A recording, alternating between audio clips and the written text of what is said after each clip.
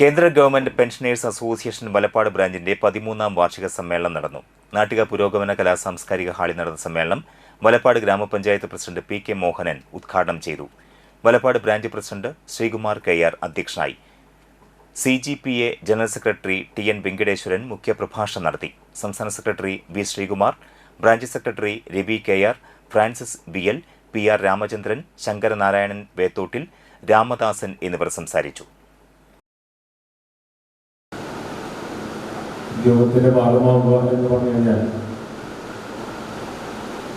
അതെക്കാലത്തും ഒരു അഭിമാനമാണ്.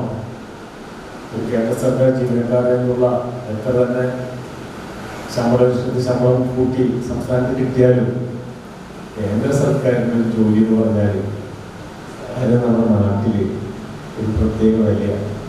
ഒരു ബഹുമാനത്തോടെയാണ് നമ്മൾ കാണുന്നത്.